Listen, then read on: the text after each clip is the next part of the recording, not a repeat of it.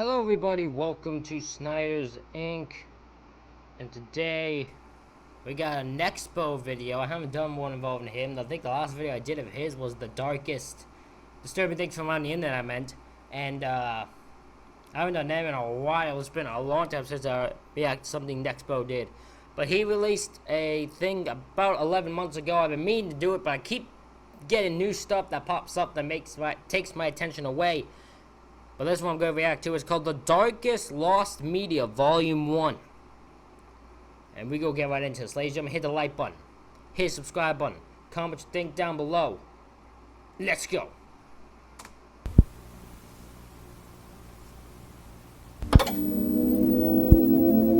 On April 25th, at this bus stop, one boy, 15 years old, shot and killed a 17-year-old boy with a revolver.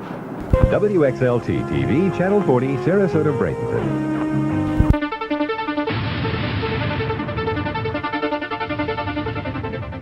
Preview guide.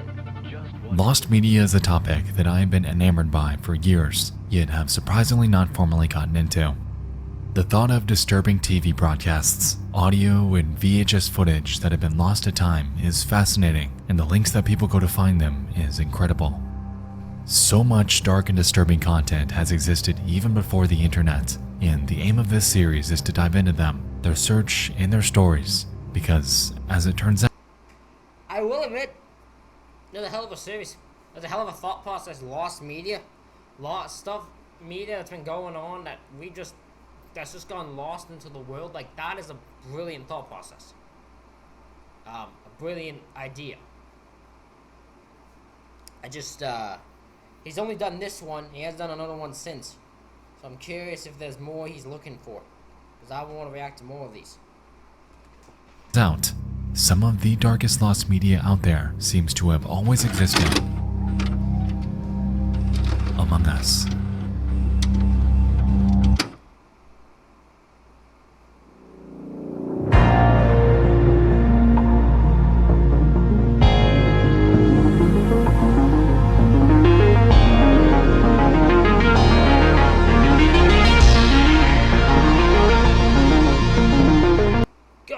Nexpo's channel so much. I'm sorry, I just had to say it. I love this channel so damn much. I wish more people reacted to it.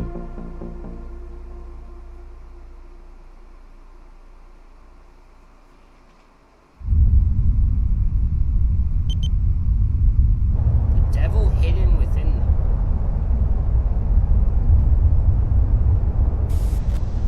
Okay.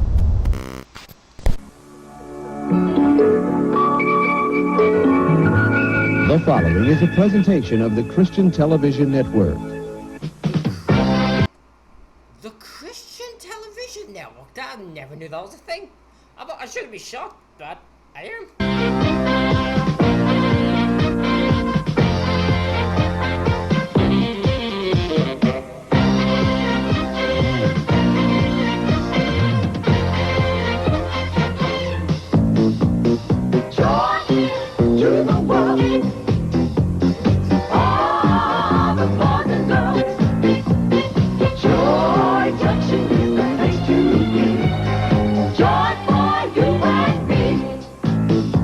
Come and join us for a half hour of fun and games at Joy Junction. Now here's Sheriff Don. Hi, how you doing? Good to see you. 1980. A show is broadcasting on the Christian Television Network named Joy Junction. It's textbook public access TV, set at the eponymous village and hosted by the town sheriff. Throughout the show's lifespan, the town residents would join in for educational bits about the Bible, and kids were encouraged to take part in various games. It seemed to have been pretty successful during its time, as it was on the air for a few years. Bizarrely, nearly every record and archive of this show ever existing have been wiped though, merely leaving us with a handful of surviving re-uploads on YouTube. This has, admittedly, made it difficult to find any further information about Joy Junction aside from what we can distill from the existing footage. But that's okay, because that's not the main reason we're here anyway. Hi, everybody. What's happening? Hey, Ron, good to see you. Oh, no, I've been waiting and waiting and waiting on you. Oh, I'm sorry I got tied up, Marty, but traffic was heavy and the stores were busy. You know how it is when you go. One of the show's cast members was a ventriloquist by the name of Ron, and he was present in nearly every episode, joined by his doll Marty. Never going to come back. Well, I did come back, didn't I? Yeah. I told you I would come back, didn't I? Yeah. And I'm sorry. Typically, they'd have a quick conversation about whatever the topic of the day was, and it, at least in the surviving archives, appeared to serve as a bridge between two segments of the show. Ron's full name was Ronald Brown, and in the years following the show's eventual end, he'd launch his own puppeteering company out of Florida called Puppets Plus. On his website at puppetsplus.com, we can observe a myriad of their clients, along with the age groups that he was primarily hired for. Ages 2 to 5, and 6 to 11. Now, at first glance, this seems par for the course in his profession. I'm about to say, that doesn't immediately stretch out to me, but I can understand. I have a feeling, or I know why. I could be wrong, though. Why a guy whose main thing is being on children is on here, I have a guess. But yeah, at first glance, you wouldn't think anything of it, because obviously someone like 13 and up is not going to be interested in seeing a ventriloquist.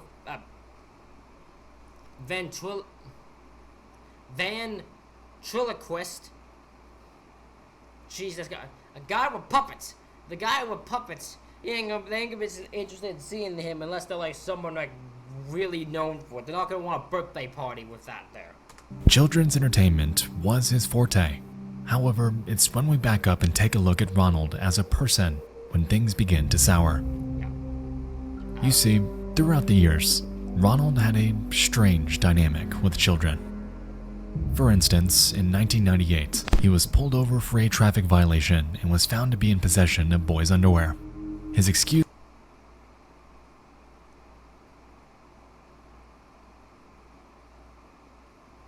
What? The only criminal offense Brown was previously had was a traffic violation in 1998 where the officer stopped him and saw a boy's underwear in the front seat. Brown allegedly told the officer that he used the underwear to dress his puppets. This man, what the fuck? Excuse was that he used them for his puppets, and he was eventually the literal fuck? We're already off to a point I'm getting I'm baffled. I am what? let off. Other complaints came throughout the 2000s about him giving rides to kids in his church van. Unfortunately, on Wednesdays, a ventriloquist and puppeteer named Ronald W. Brown would have some children over to his trailer home in Largo, LFA for a pizza party, and then put them in a van and drive to church. This man's a weird man. This already gives me weird vibes. Oh my god, we're about a few minutes into this topic and I'm already in a really uncomfortable vibe from this man. I was right in what I thought of it, but it still doesn't make it any less uncomfortable. Fortunately, police could never do much because there wasn't any explicit crime being committed. Yep. It was incredibly strange, but unfortunately not enough to warrant any sort of arrest. Where things really get nutty though, is when we jump to the early 2010s, in which Brown would find himself caught in a web of controversy.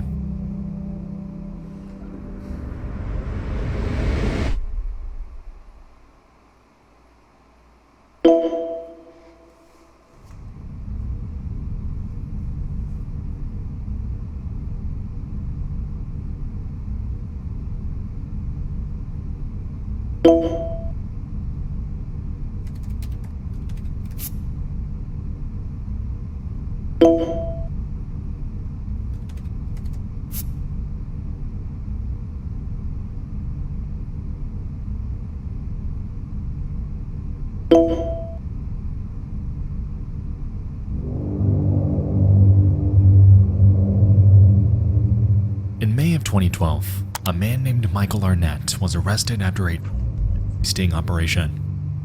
He was charged with the production of, and upon searching his home and computer, they would find chat logs on Yahoo Messenger between he and a person going by the name U.E. Lime.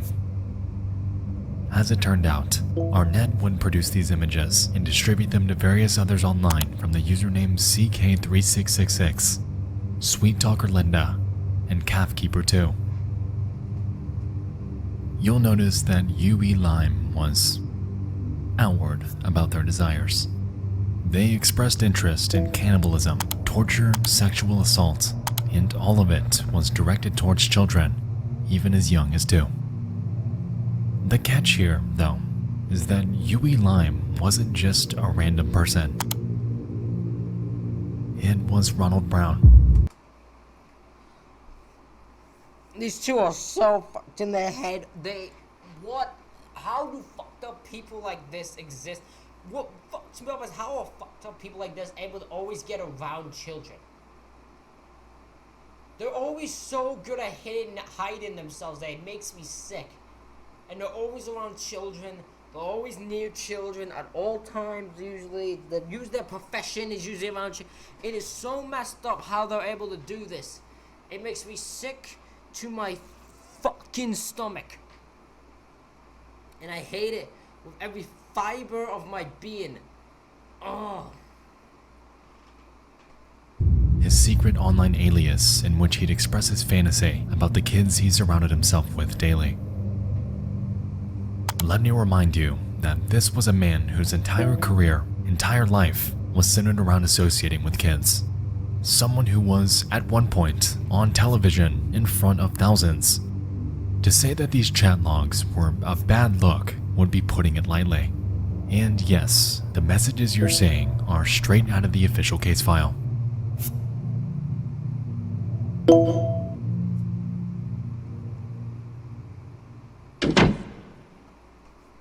I was about to say, I want to move past this chat.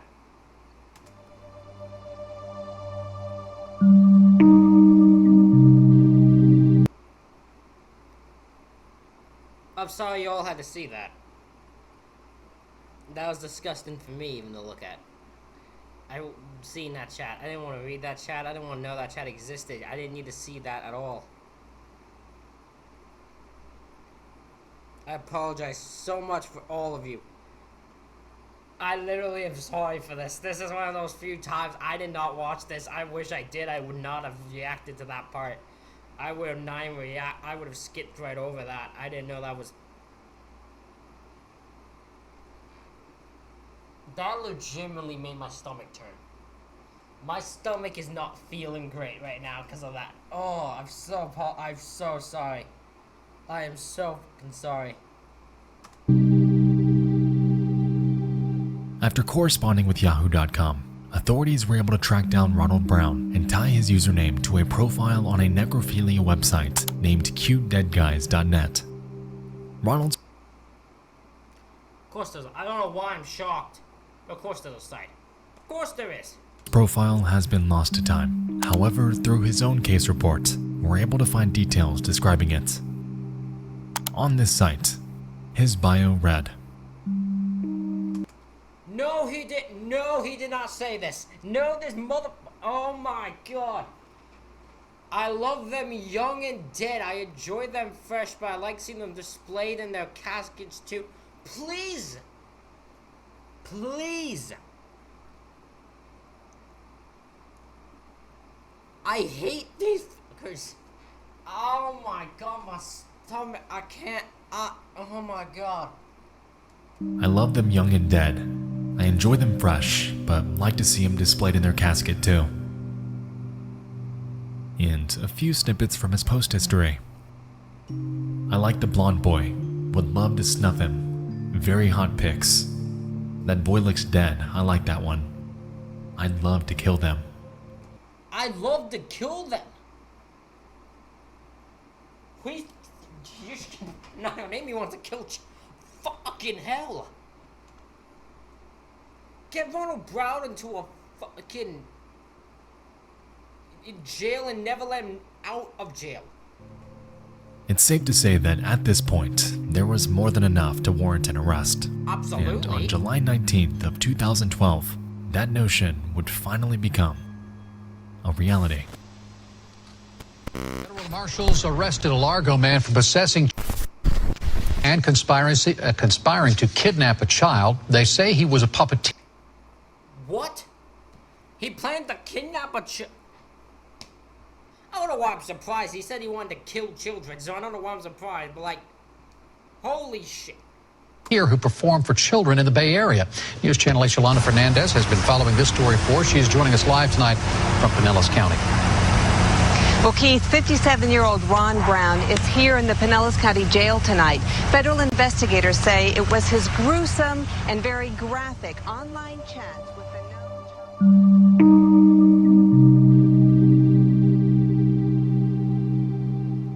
Brown's house was raided, and scattered across his home were images of pictures of kids being tied up, and even some that appeared to be dead. Furthermore, agents found CDs with much of the same material, a blow-up sex doll dressed in boys' clothes, a journal he kept about his fantasies dating back to 1978, and even books about serial killers and cannibalism.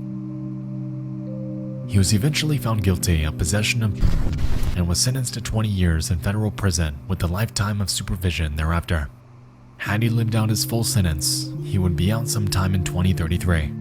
However, as of August of 2020, it's reported that he is now deceased.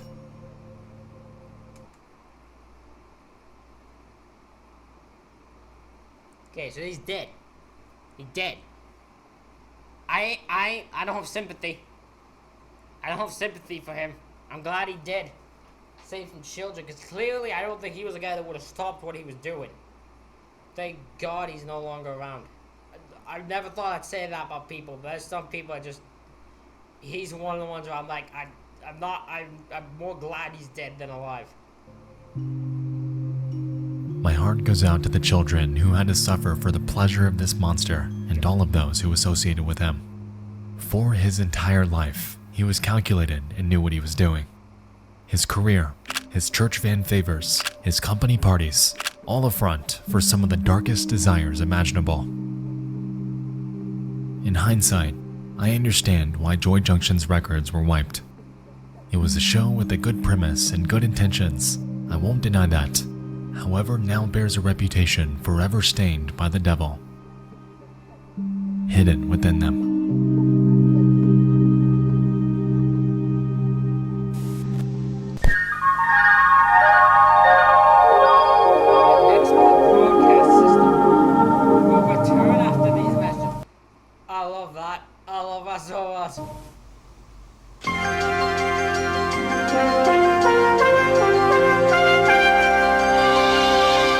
Before we continue, just a couple quick announcements.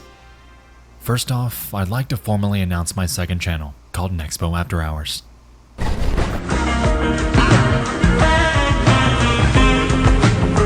Here, I aim to bring you guys analytical videos about smaller web series and horror video games. Currently, I have an upload about a smaller creepy web series, and I'll be dropping the next one in about 5 minutes from now. So if you're into that sort of thing, I welcome you with open arms. It's a big creative outlet for me, and we're gonna have some fun. If you're not, however, no sweat. We still got the big projects on main. Second, new merch is now available at crowdmade.com/collection/nexpo. We've got some super cool new designs if you're interested. Link in the description. Lastly, if you're interested in gaining early access to videos, script files, and work-in-progress cuts of upcoming projects, your support would mean the world to me over at patreon.com/nexpo. Of course, it's never expected, but always appreciated as I try to keep these videos sponsor-free.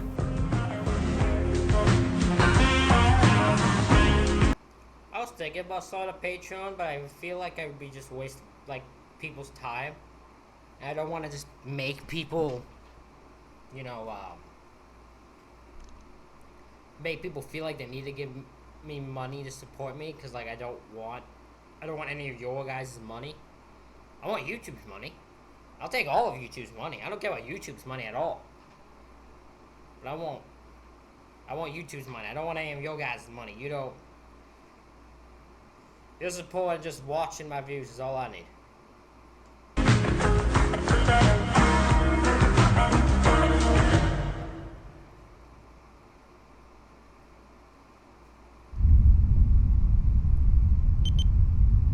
Legacy of Tragedy. This does sound good.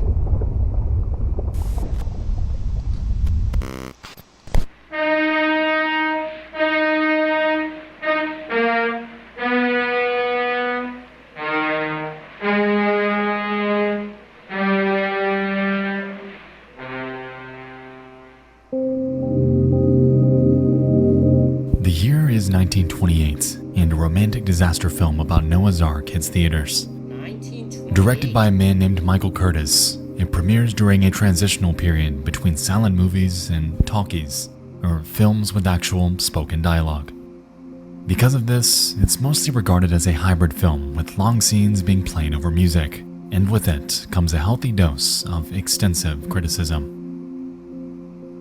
Most of the backlash is due to its runtime, clocking in at a whopping 2 hours and 15 minutes long, with considerable. Whew. Jesus Christ. I don't even think 1920, I'm pretty sure most movies didn't even come close to that time. What is so... Jesus Christ. Portions containing awkward dialogue and drawn-out scenes. Sitting through this movie is, to put it lightly, a considerable undertaking. Because of this, the film is pulled for revision, and the cut content is never shown again. A good portion of the cut footage came from what the movie is mostly known for today, and that's the flood scene.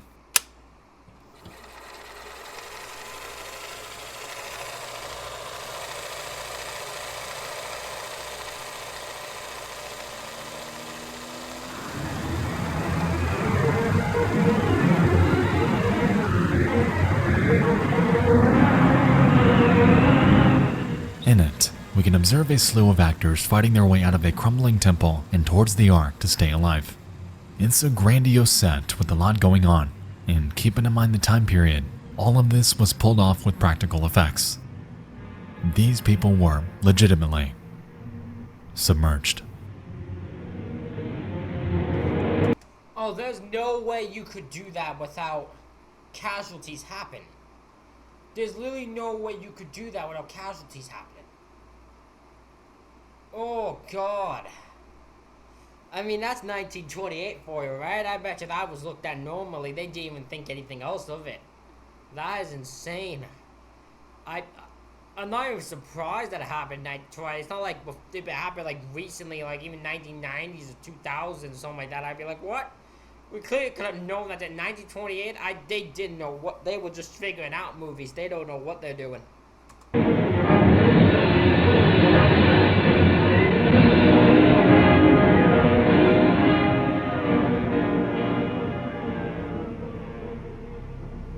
Some might consider the acting here to be pretty well done. Like I said, this scene is grand, and due to the time period, was all pulled off practically. The thing is, some of these actors weren't actually acting, as during this scene, 3 actors drowned and 1 reportedly lost their leg. This was the result of over 600,000 gallons of Hundreds of extras, at least 15 cameramen, more than 600,000 gallons of water.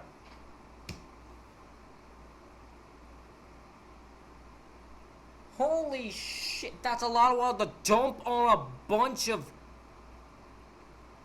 fucking holy fuck. Jesus. The climax with Dolores Costello recalled as a horrific maelstrom of mud, blood, and flood. Yeah, you're really creative with your description of it, weren't you? Of water being dumped across the set, something that the film's extras were reportedly unaware of.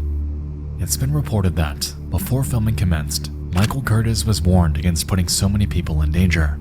However, cinematographer Hal Moore and Curtis argued about the extra safety, but Curtis dismissed Moore's objections, saying they're just gonna have to take their chances.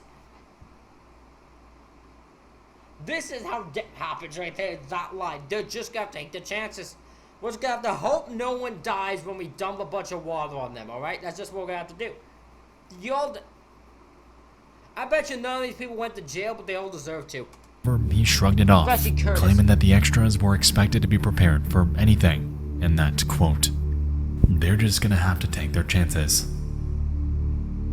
In the original cut of the movie, it's rumored that you could see these deaths happen on screen with a much more fleshed out flood scene. However, since the revisions, that original version is forever considered lost. It's rumored that Curtis was in pursuit of relentless perfection. He wanted his movie to be grand and authentic. However, in this chase came a loss of life that did not need to happen, leaving Noah's Ark forever stained with an enduring legacy of tragedy.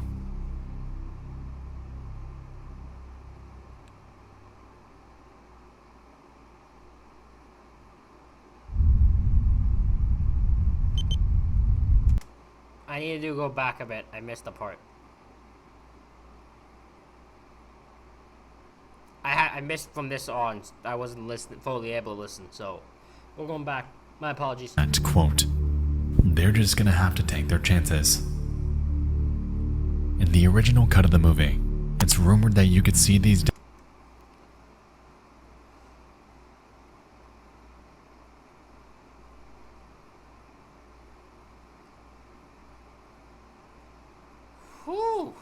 deaths happen on screen with a much more fleshed out flood scene. How long? I want to know how many died on their care. Like, how many of them died? Or do we not know?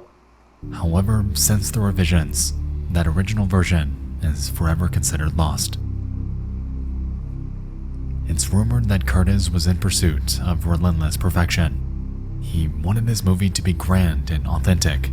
However, in this chase came a loss of life that did not need to happen, leaving Noah's Ark forever stained with an enduring legacy of tragedy.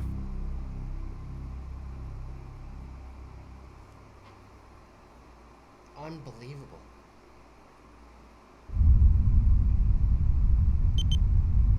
Searching for a website, a window to the world, got to get online. Take a spin, now you're in with the techno set. You're going surfing on the internet.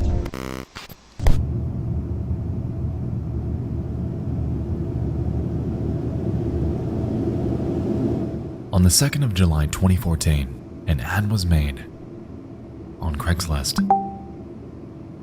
It came from an 18-year-old girl named Brooke Slocum and was but a simple request for cash. I need $50 by 3:30 p.m. today. I can pay you back later tonight, but I need gas and some mess quick. Everyone has bronchitis at my house and I do not want to get sick. I'm 8 months pregnant and my lungs are all squished as is. If you could help, me and my daughter will greatly appreciate it. This post remained untouched for 10 days.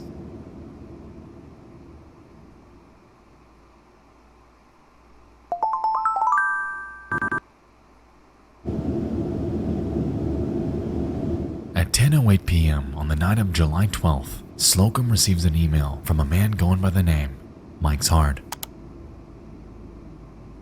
"I can host, what are you thinking? I'm 25.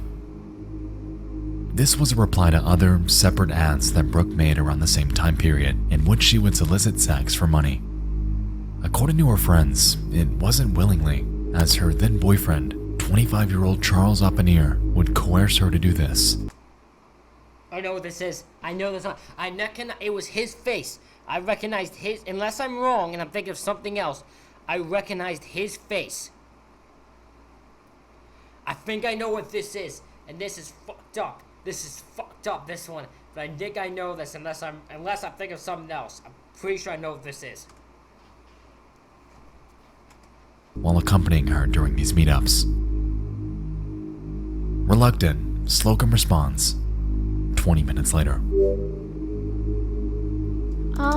Well, we're looking for donations if possible. Kinda in a tight spot, and we have a baby on the way. As far as the fund goes, though, there won't be any mail. How does $120 sound? I can drive you over here if you need. No, we can travel, just can't host is all. When and where would you like to meet up? I like to f*** outside in a park around 11:30. That okay? I don't know. I don't want to get in trouble for indecent exposure or anything. I can't go to jail being 8 months pregnant. It's cop-free. It's a park, but behind it there are lots of woods. No cops at all. This last email arrived at 10:59 p.m. I mean, I can look at this. I don't know if this is, and I quote. I can look at that and just go, that's a murderer. That's a serial killer. Immediately. It's not even hard to figure out that that's a serial killer. His answer is just a serial killer in this.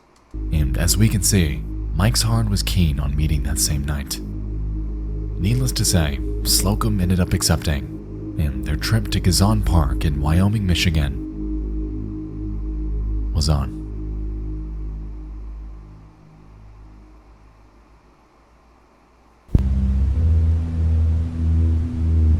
It is the one I'm thinking of. It was the story I'm thinking of. I just need to make sure the faces, the guy's face looked familiar. The girl's face I was showing. This is the exact one I was thinking of. Oh, this is messed up, this story. I'll let you all hear this. I need to go grab a drink. I'll let you all hear this. But this is next level fucked up.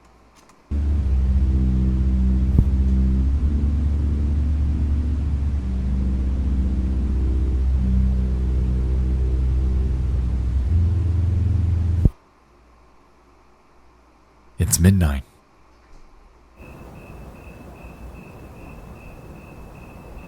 The couple arrives, with Mike pulling up shortly after. Initially believing this to be another sex meetup, the two approach Mike without much concern. Sometime during the next few minutes, Brooke is grabbed, bound, and shoved into the trunk of Mike's car. In haste, Charles tries to help, however is unsuccessful, resulting in a violent altercation between the two. It's unclear how long this fight lasted. However, what is certain is that during this, Charles was violently killed. Mike drags his body near the woods, saws his head off, and covers the remains with sticks. And without so much of a single witness, he jumps in his car, and alongside Charles' head and Brooke Slocum stowed behind him. That is messed up. This guy's definitely a serial killer. Jesus Christ. I didn't know that part. I didn't know that I knew he violently killed him and that's it. I didn't know he cut the fucking head off and brought it into the vehicle with him when he drove.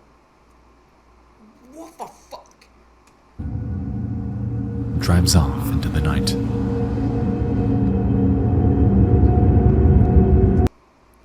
I'm gonna go say this.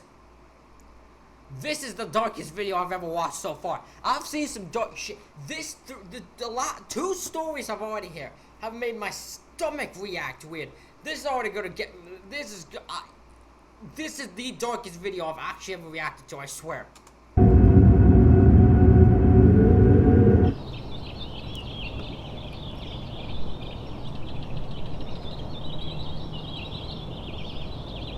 After realizing that Oppenhier's car had not moved in days, police began probing on his whereabouts.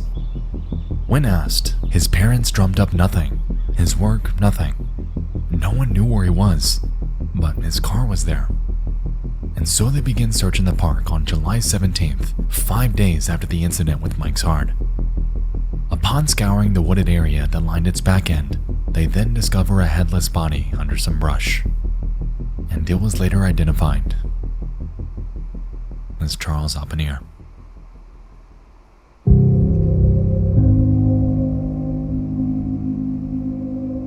In the coming hours, it was realized that Oppenhier wasn't single, and his girlfriend, too, was missing. In haste, authorities obtained a search warrant for her apartment and began searching her laptop. On it, there were a myriad of conversations. However, one thread from Mike's Hard stood out among the rest. The Internet Crimes Against Children Unit was called in for analysis on the real name behind the alias, and they found that this address was tied to another email which was tied to a Facebook for a man not named Mike, but Brady Ostrike. Well, he looks like a messed up man. Just saying, he looks like a very messed up man. Jesus. Not as bad as the others. I've seen some worse looking humans, but he looks weird. He looks like he do some sketchy shit.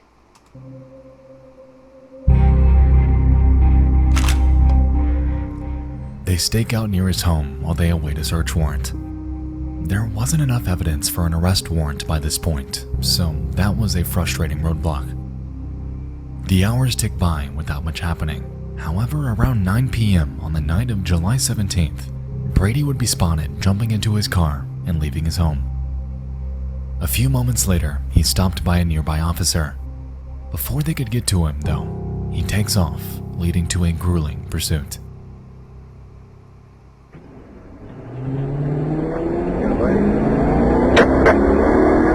I don't know how long this go. I probably get to see it. I love police chases though, so give me as much of these as possible.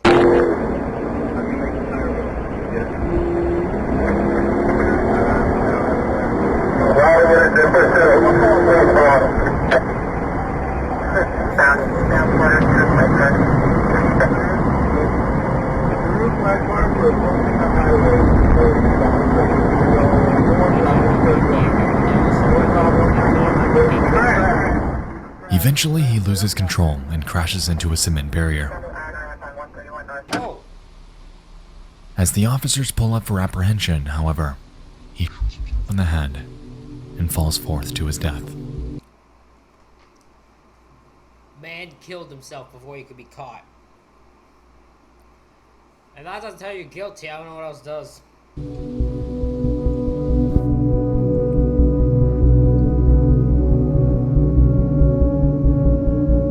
A few seconds later, police approach and search his vehicle. In it was 31-year-old Brady Oestreich, dead in the front seat. And in the trunk, stuffed within a suitcase, was 18-year-old Brooke Slocum and her unborn daughter, both of whom were deceased. Upon searching Oestreich's home shortly after, they discovered a plethora of ropes, knives, swords, cages, straps, and bizarre writings that make little to no sense at all. His toilet was inoperable, and the entire place was nothing short of rancid.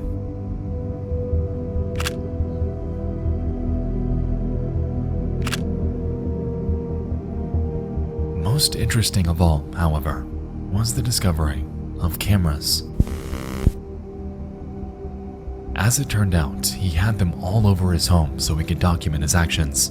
And what you're seeing here is Oestreich as he prepares the basement he kept Slocum in for those agonizing 5 days. Now, there exists footage of Brady Oestreich's grueling torture of Brooke Slocum. However, you'll never see it. The police department has gone on record to say that they will never release it. However, describe it. Good. Absolutely good on them. I don't want to see that. I don't want to see the torture. No one should want to see the torture that this woman had to endure by this crazy man. The fact that anyone would want to see that already explains how fucked up some people are. Good on the police for never releasing that. I feel bad for the police because they did have to see it. As something straight out of a nightmare. During the time Slocum was captive, and even when police were right outside the home, she was locked in handcuffs with a chain around her neck. Reportedly, Oestreich had bound her arms to the ropes hanging from the ceiling and left her dangling while he sexually assaulted and tortured her before strangling her to death. All of this was captured on film. Years later, Oppenheimer's head was found off some back roads 17 miles north of Gizon Park. It's a chilling end to a disturbing online saga and really drives home the fact that you really don't know who it is you're meeting with on Craigslist, dating apps, OfferUp, what have you, until you actually come face to face. What began as a simple... That's why anyone who is, if you are doing something on Craigslist, dating app, if you meet anyone, never meet privately at night. Never do it. I don't care if you've talked to the person for months. Never do it. Always meet publicly. Even if it's at night. Meet publicly in a public place. Where some people, people will see you. Never meet privately. Never go to someone's house. Never do anything like that. You learn the hard way. Don't make yourself one of these people. Don't make yourself the unfortunate, like this girl and this dude who met someone in a place no one would be at that time. And unfortunately died because of it. Request for just $50 had led to the loss of 3 lives following a days-long nightmare orchestrated by a depraved man. The torture footage is, as of 2022, considered indefinite lost media that may never see the light of day. However, considering what exactly it entails, I don't think we'd really want it to. No, I don't want to. I don't want to know that ever get out. If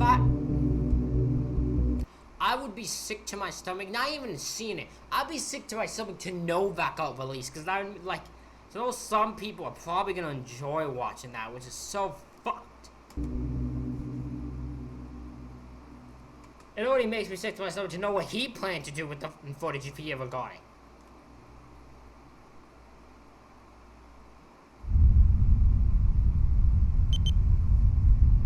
Coast is the one, Coast Federal. Win Armstrong For Coast Federal. WXLT TV, Channel 40, Sarasota, Bradenton. We're with you on ABC with you.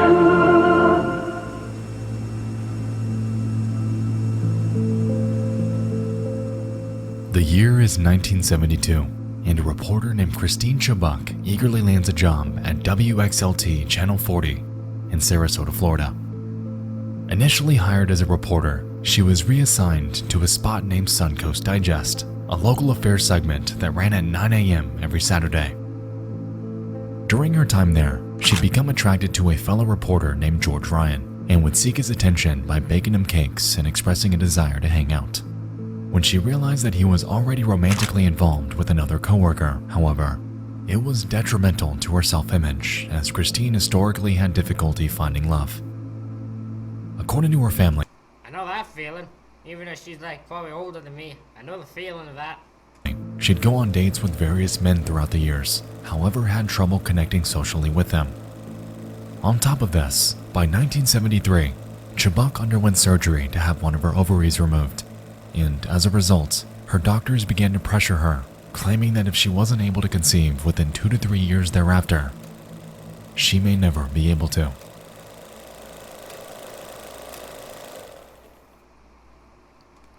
Ooh, what a weirdly amount of pressure to put on a girl. Like on a woman, that doesn't even, oh, that would be weird for someone who already has issues finding love to be like, hey, if you don't, you know, have sex and either probably make a child within the next 2 or 3 years, you might never be able to.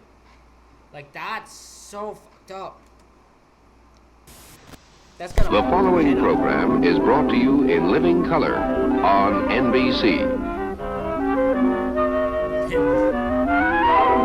Super spy Fred Flintstone is off on the trail of the mysterious Green Goose, a master of Tonight we begin with the death of a man armed with scissors. He was shot by police 24 times. Do something. Jesus Christ! Casualties. Man got shot with a pair of scissors. He got shot 24 times. They are loaded on his ass. Get him to do something about the problem. Meantime, they say they're going to back the leafleting up with a meeting this Friday with city and state officials. Good evening. More than 100 people were reported dead. Isn't this the guy? Now, I might be wrong here. Isn't this the guy that was also one time held hostage? Am I wrong with this, or am I thinking of something? There was a guy, remember the guy was held hostage, like, in a New York, in the TV station, where, the guy had a fake gun, I think it was. But made him read a paragraph of shit. But, like, the guy, it was never aired live, but they made him believe it was. You know what I'm talking, you know the thing I'm thinking of? I know what I'm thinking, I know it, I just don't remember the, title of it. I don't remember who the name was, but I swear it was this guy, but I could be wrong. The plane crashed near New York's Kennedy Airport this afternoon. The plane was an Eastern Airlines 727 nearing the end. As 1974 approached, Chubbuck witnessed a shift in news methodology. Christine always had a desire to pursue what she believed to be high-impact stories about issues affecting the community. However, WXLT executives were leaning more towards stories that were juicier per se, utilizing fear and sensationalism to drive viewership, in turn generating revenue. The news she was tasked with reporting began to shift further and further towards spectacle and shock, and she frequently rallied against this to no avail. Resultingly, she became stuck in a mindset, in a world that she was growing to hate. Ooh, that's like she hated herself, hated her job, because they're making her just react to doing stuff for shock and awe, which is why news isn't taken seriously anymore, which is why news stations and media like that isn't taking news anymore, because that's all they want. That's still all they are. There's a bunch of shock and awe. There's no honest news station where they look at you and they tell you the truth and they tell you what you actually need to hear. They don't do that anymore. They never will do that anymore. It's just so fucking sad. Like, every news station goes one side or the other. When there's the politics, and when they go to the freaking thing, they'll never fully say what they really feel. I know the thought process is like, if you're doing a news broadcaster, you can't have a personal feeling in it. I don't like that thought process, because I feel like, why shouldn't you? Any human being would have a personal issue or personal feeling towards what's happening. I feel you should be able to express what it is. I don't know if that's just a me thought process, but like, it's just the way I think. Her professional life, her personal life, everything around her.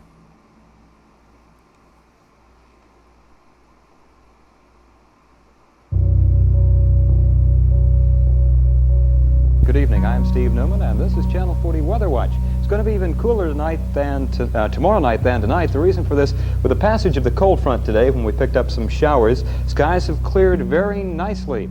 And as a result... On the 15th of July, 1974, Christine enthusiastically entered the station. Instead of opening Suncoast Digest traditionally, however, she claimed that there was a newscast she had to read to open it, something that hadn't been done hitherto. She takes her seat at the news desk, and for the first 8 minutes, opens her segment about 3 national news stories and a shooting that took place the day prior. Following this, a film reel of the shooting was supposed to play, but had jammed, leaving a few moments of dead air. In response, Christine apologized for the error before taking out a script she had handwritten and reading to the viewers the following.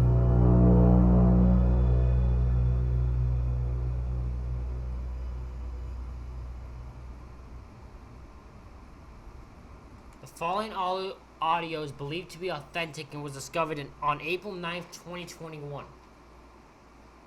Okay. It depicts Christine's final moments. If you would like to skip this section, jump to 30. The dev audio will not be played. Wait, what? Am I about to hear that? So, okay, so we won't actually get to hear what happens, but what we are about to hear is the final words said by this chick, this girl. I keep saying chick. I feel like every time I go say chick or girl, I feel like I'm being disrespectful. Oh, hey, we're about to hear the final words of this woman before whatever happens to her. Oh, God.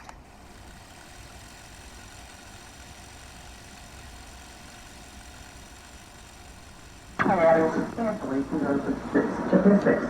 This weekend, being typical of the recent rash of violence, saw one man stabbed, another assaulted, and a third shot and wounded. Sarasota police report the finding of an 18-year-old, a man by the name of David Wynn, in the parking lot of a Friendly Tavern on 27th Street. Wynn had an apparent stab wound in the chest, which, according to witnesses, was inflicted by James Whitworth during a fight.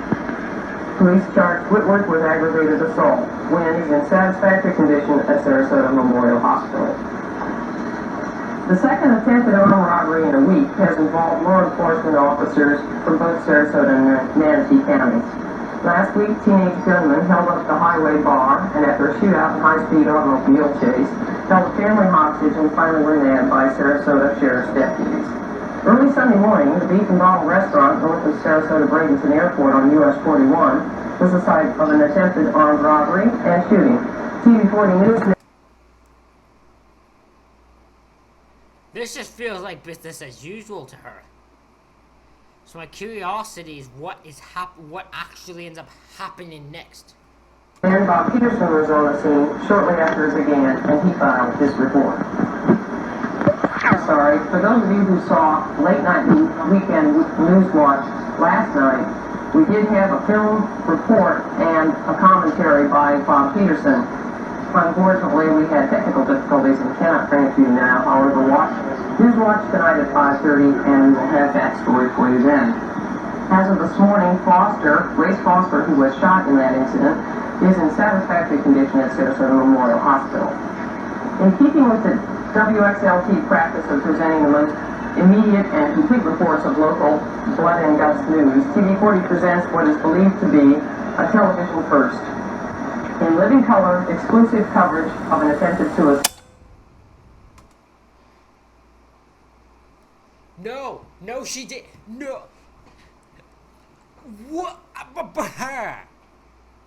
So she, in the report, literally adds at the end of the thing, what she knew what it was gonna be. She knew what she was gonna do. She said in exclusive here, in living color, a television first, exclusive coverage of an attempted suicide. What she planned to do to herself. Oh my fucking God.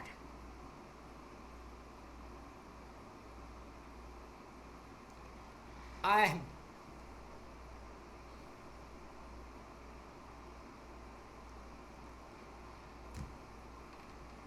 should have seen it coming. It all was there. I didn't think. I didn't think it was going that direction for some reason still. But I should have known. I should have known it wouldn't have gone the way. Of course it's going to go the exact way I thought it would. I don't know why my mind's so shocked by this. At this moment, Christine drew a Smith & Wesson revolver that she had hidden in her bag, placed it behind her right ear, and fired, immediately falling forward onto her desk. In a frantic response, the tech directors quickly faded the broadcast to black and scrambled to play a movie thereafter. Calls began to flood in, with viewers questioning the authenticity of what they just witnessed, with some believing that this was just a morbid joke or a prank. However, that would be fucking up. Imagine they did that as a prank. Imagine that was a joke or a prank they did on a news thing. Oh my God, that'd be the most fucked up thing I think a news broadcast has ever done. I hope that's never happened. I hope they've never done that as a prank. I hope news channel, if anyone has ever done that, be immediately removed. It was far from it. She was rushed to Sarasota Hospital, and back at the station, the news director, Mike Simmons, had discovered 2 pages of a script left behind by her. The first page contained what we heard prior, however the second was a follow-up intended to be read by a third party.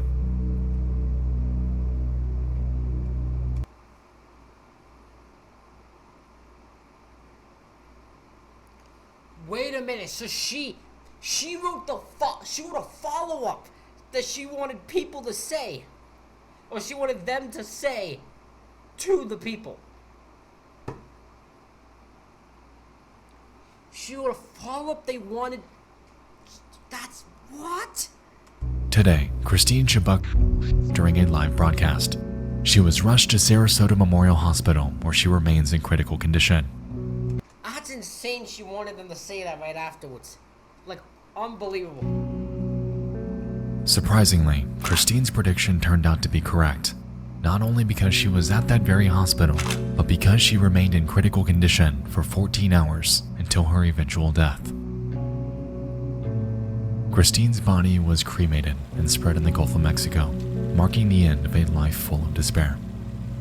To those around her and to her loved ones, however, an agonizing void was left that would forever go unfilled.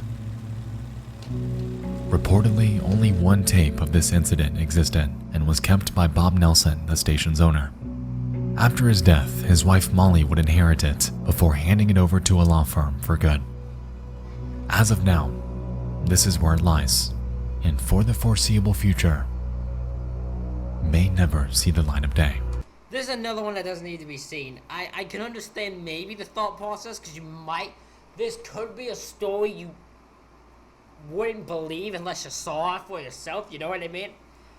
I don't believe for a second that anyone who would watch my channel would know about, like, has watched this live.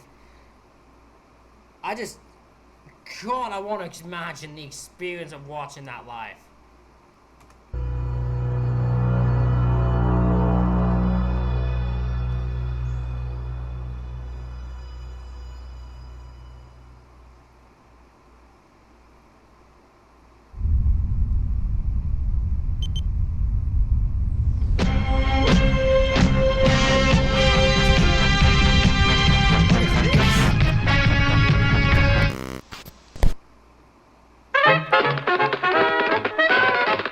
We will return after these messages.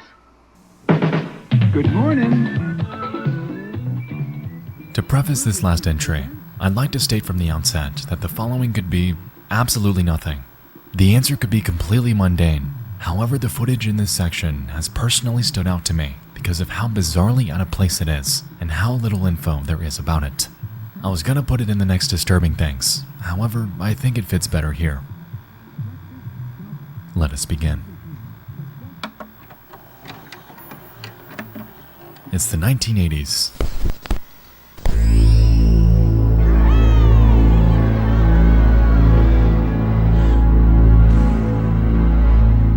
Beetlejuice makes its debut.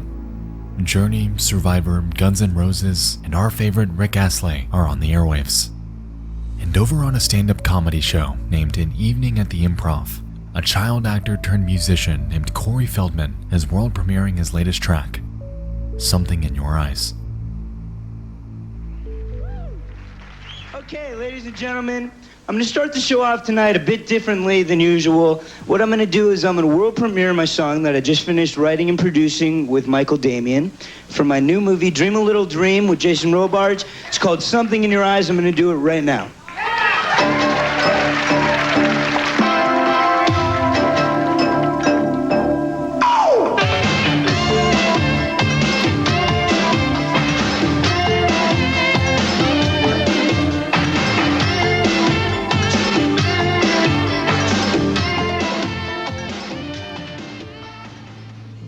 As we can see, he had a mixed reaction from the audience.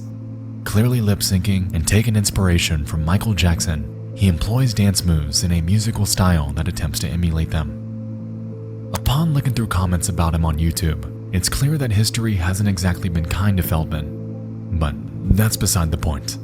The reason I bring this video up in the first place is because, towards the song's end, Feldman's producer makes an incredibly strange cutaway to something that is very out of place for a video like this.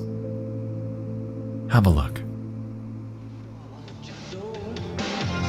You shouldn't have let it go. You should have held on. Stop running away.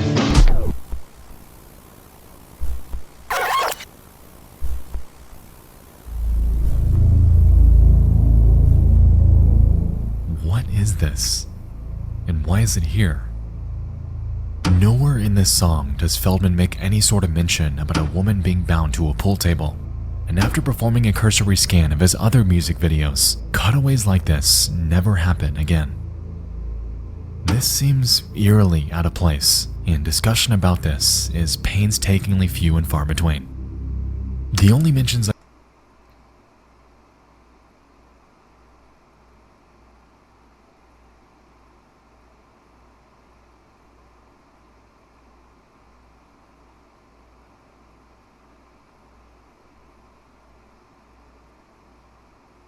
Interesting. I'm curious what it says.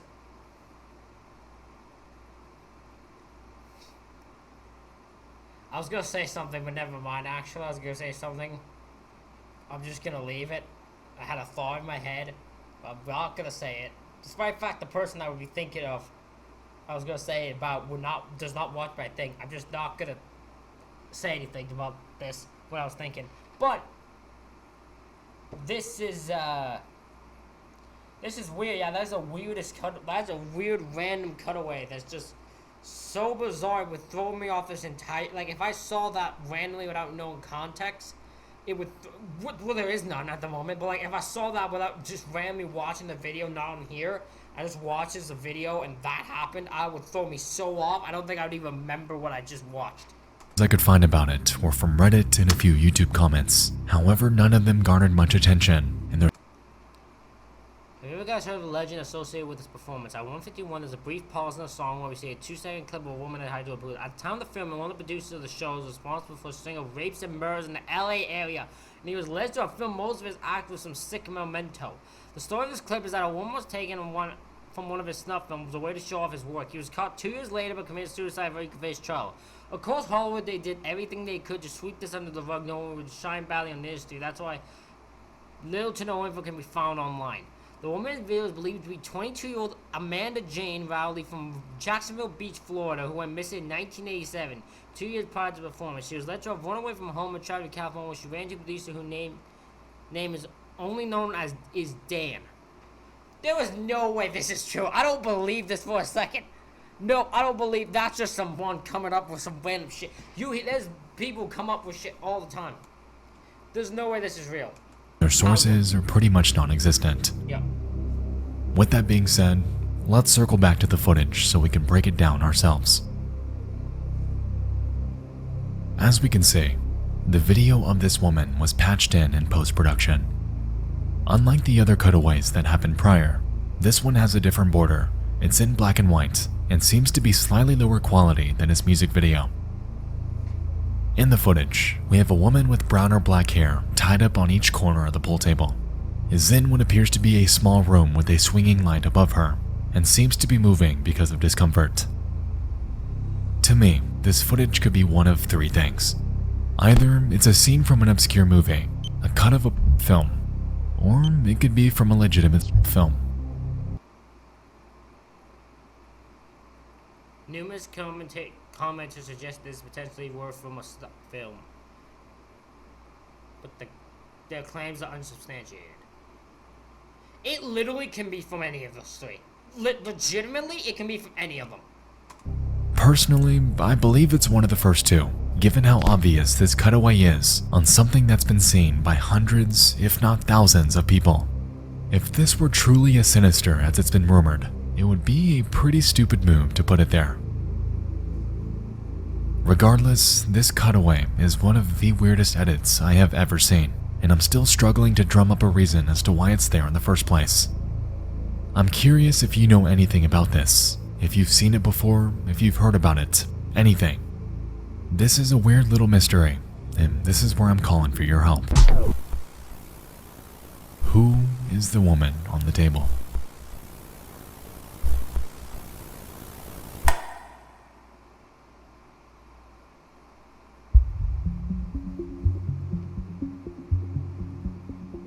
Even apart from the internet, the world is dark. So many pieces of media have been forgotten and lost to time, and in this series, I aim to document and bring those back to light. Thank you so much for joining me in this first installment of The Darkest Lost Media. I truly appreciate each and every one of you for taking the time out of your day to watch my videos, and Ladies and gentlemen, that is it for this reaction video. Let me know what you think about it in the comments. Hit the like button, hit the subscribe button. Subscribe to Nexpo. Thank you all for watching. I'll see you all for the next one.